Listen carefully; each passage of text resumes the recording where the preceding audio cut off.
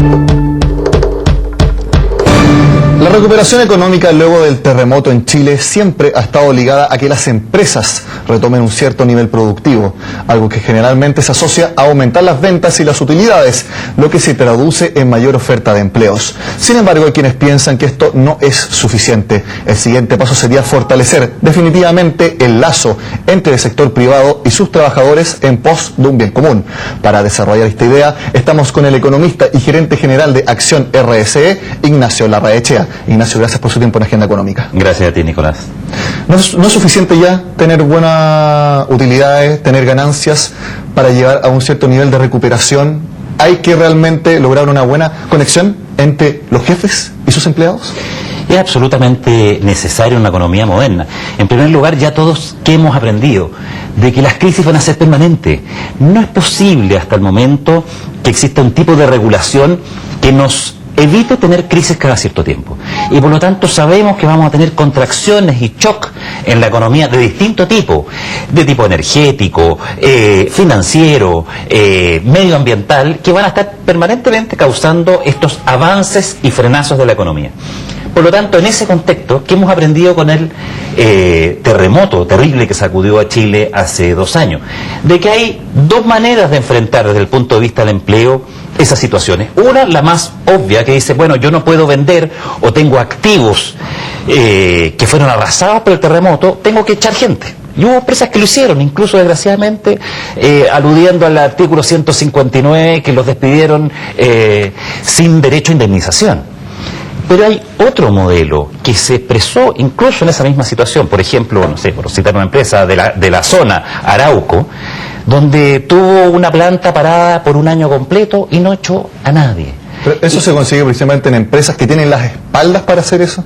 Las dos cosas. También porque es una empresa que tiene un lazo con la comunidad. De hecho, cuando ocurrió el terremoto, se hizo un gran acuerdo entre los municipios, universidades, gobierno local y la empresa, que es muy importante en la generación de empleo, para reconstruir juntos. Y esa es la visión que desde Acción RSE nosotros estamos tratando de impulsar en las empresas. Las empresas están entendiendo que ellas son corresponsables de su comunidad, de la comunidad en la cual viven, y por lo tanto esto no es un tema simplemente de rentabilidad inmediata o de evitar costos inmediatos. Entonces hay empresas como esta que menciono que hace una apuesta a futuro con sus trabajadores y crea con ellos un lazo muy fuerte. Otro ejemplo, un aserradero fue totalmente arrasado por el terremoto y el posterior maremoto de esta empresa Arauco. Bueno, todos los trabajadores de ese aserradero fueron reubicados en otro lugar de la empresa, porque la empresa está pensando en el largo plazo. Entonces, lo que nos enseñó esta experiencia es que en Chile necesitamos pasar a una segunda etapa en las relaciones laborales, donde no solo es importante que crezca el empleo cuando crece la economía, sino que también cuando hay contracciones, que empleadores y empleados pueden llegar a acuerdos pro empleo. En ese sentido, entonces, mucho se habla de los planes de contingencia, el plan de contingencia del gobierno ante la posible crisis económica, producto de lo que sucede en Europa. ¿Ustedes también recomiendan a las empresas tener un plan de contingencia para actuar de la manera que ustedes lo proponen, para así anticiparse y no reaccionar en la marcha cuando se produzca una crisis, ya sea financiera o un desastre natural como lo fue el terremoto? Así es.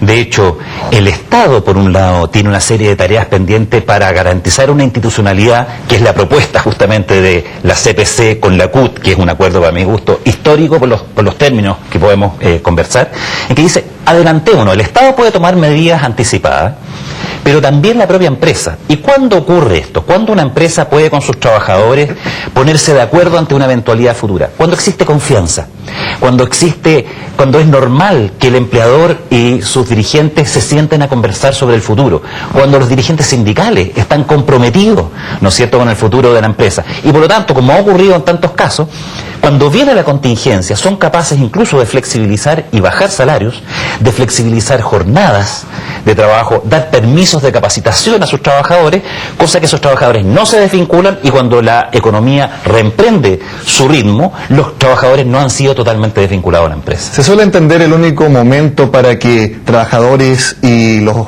jefes, digamos, los gerentes de la empresa se juntan para negociaciones colectivas.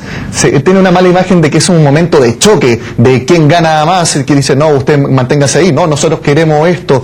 ¿Cómo se puede llegar a una buena relación en esos momentos que son de bastante choque? Y por lo como uno puede entender también, cuesta creer que las empresas estén buscando fortalecer esas negociaciones colectivas. Bueno, es notable y nos sorprende en Acción RC de forma muy positiva los términos usados en este acuerdo entre dirigentes sindicales y la CPC, los empresarios. ¿Cómo no va a ser notable que los empresarios suscriban una declaración donde dice vamos a promover el sindicalismo? Pero ¿hasta dónde eso son buenas intenciones a intenciones real, de convicciones verdaderas? ¿Por qué podemos creer en esta promesa? Porque también hubo una promesa en el sentido inverso, así como los empresarios dicen más negociación colectiva, hoy día menos del 10% de los trabajadores chilenos negocia colectivamente, menos del 10% está sindicalizado, y cuando los empresarios están diciendo no, en realidad reconocemos que aquí hay un bien que preservar, y hablan incluso del trabajo decente, el concepto de la OIT. Por otro lado, tienes dirigentes sindicales que están diciendo sí, pero nosotros también nos comprometemos a asegurar la sustentabilidad de la empresa. Es decir, no es que el problema de los empresarios sea el desarrollo económico y el crecimiento de la sustentabilidad, también es un problema nuestro. Entonces, cuando tú tienes de ambos lados la declaración y dice, a pesar de nuestras legítimas diferencias, concordamos en un objetivo común, trabajo decente y empresa sustentable, tú creas las bases para cambiar el discurso en Chile. En Chile somos herederos de una tradición muy conflictiva en materia de relaciones laborales, de mucho temor mutuo, pero el ejemplo que nos dio la CUT con la CPC ahora es que trabajaron en silencio, no para juntarse una vez y sacarse la foto, eso no sirve, sino que han creado una verdadera relación y han logrado llegar a acuerdos. Lo que falta tal vez es que se incorpore a esa discusión al mundo de gobierno. En un escenario base podría ser, ok, nosotros como jefes nos comprometemos a no echar a nadie, pero como la situación es mala, los trabajadores también comprométanse quizás a trabajar un poco más para sacar todos el buque adelante.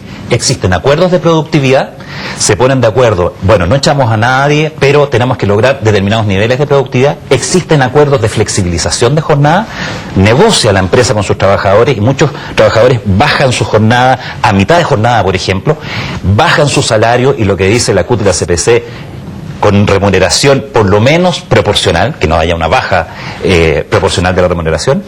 Hay permisos de capacitación cuando ya la situación es insostenible y la empresa no puede mantenerlos a todos ocupados y pagar todos esos sueldos, por lo menos mantiene un vínculo con ese trabajador a través de la capacitación, de modo que se está formando y cuando la empresa retoma su demanda, tiene al trabajador encima y con esto baja los costos de transacción incluso para la propia empresa. Ignacio, mi última pregunta porque nos queda poco tiempo. Para que esto se concrete verdaderamente, ¿tiene que entrar el gobierno y proponer proyectos de ley para que esto sea algo seguro y que se mantenga en el tiempo?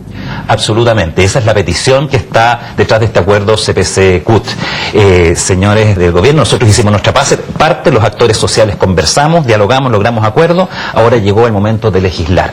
No podríamos entender que este año 2012, si por la crisis europea o cualquier otra razón tenemos una baja en la creación de empleo, esto nos sorprenda con políticas improvisadas. Aquí tenemos todas las bases para que el gobierno anuncie un paquete de medidas pro empleo, porque ya sabe que cuenta además con el apoyo de los actores sociales. Bueno, sin duda que todos esperamos que la relación entre empleados y trabajadores se empiece de la mejor manera, incluso en tiempos de crisis. Ignacio, le agradezco su tiempo en Agenda Económica. Encantado de estar aquí.